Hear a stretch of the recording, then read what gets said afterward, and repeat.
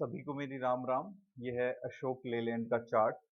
जैसे कि अशोक लेलैंड के रिजल्ट आने वाले हैं क्वार्टरली। देखेंगे किस तरीके से रिएक्ट कर सकता है, कहाँ पे सपोर्ट है, कहाँ पे रेजिस्टेंस है, हम सारी चीजें निकालेंगे। आइए चलिए स्टार्ट करते हैं। जैसे कि चार्ट में ये है डेली टाइम फ्रेम पे चार्ट। जैसे कि आपको दिख रहा होगा इसमें क्लियरली कि हमें सपोर्ट एरिया कहाँ पे दिख रहा है। ये हमारे लिए इमीडिएट सपोर्ट एरिया है। कौन सा? ये वाला। ये हमारे लिए इमीडिएट सपोर्ट एरिया है। यहाँ से कितनी बार ऊपर गया? एक, दो, तीन, चार। यहाँ से 10-11 बार ऊपर गया है, तो ये हमारे लिए सपोर्ट एरिया है। This one is our support area. अब हम देखेंगे रेजिस्टेंस जोन कहाँ पे है। ये हमारे लिए रेजिस्टेंस जोन है, जो कि हमारा मेजर रेजिस्टेंस जोन है। ये एरिया हमारे लिए क्या है? Major resistance zone.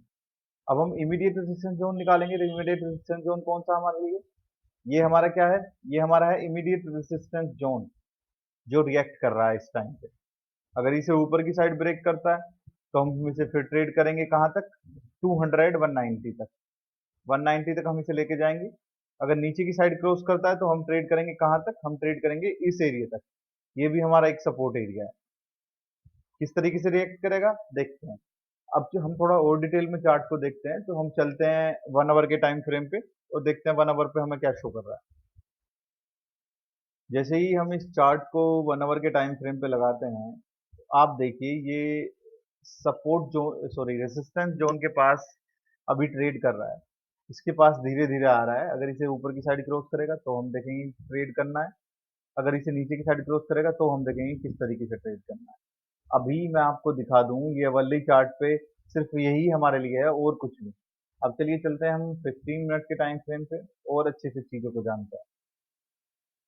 15 मिनट के टाइम फ्रेम पे जैसे ही मैंने इसे किया तो हमें कुछ चीजें क्लियर हो गई। क्या क्लियर हो गई? इस चार्ट ने अभी अभी एक ट्रेड लाइन का ब्रेकआउट दिया है। मैं एक ट्रेड लाइन ड्रॉ कर देता हूँ। ये मेरे लिए एक ट्रेड लाइन है जिसका ब्रेकआउट दिया है, अभी रिसेंटली ब्रेकआउट दिया है इस ट्रेड लाइन का, इस चार्ट पे ऊपर की साइड, वो भी। बट हम इसे ट्रेड नहीं कर पाएंगे। क्यों? आप खुद देखिए, गैप अप ओपन हुआ, रीटेस्ट भी नहीं किया, सीधा ऊपर गया। तो हमारे लिए कुछ काम की नहीं है ये ट्रेड लाइन वैसे। चलिए अब हम देखते हैं 5 मिनट के टाइम फ्रेम पे कुछ डिटेल्स हमें और मिल रही है क्या। 5 मिनट के टाइम फ्रेम पे मैं आपको दिखा दूं तो हमें एक ट्रेड लाइन दिख रही है जो बहुत ही अच्छे से सपोर्ट ले रही है। कौन सी ट्रेड लाइन? ये वाली ट्रेड लाइन।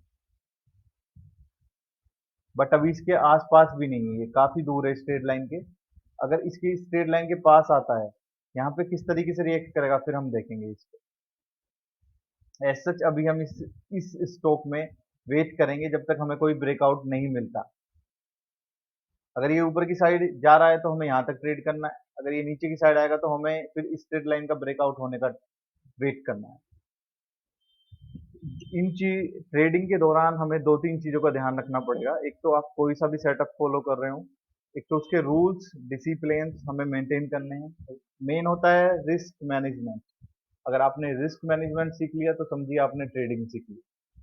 तो ये अशोक लेलैंड का चार्ट हम यहीं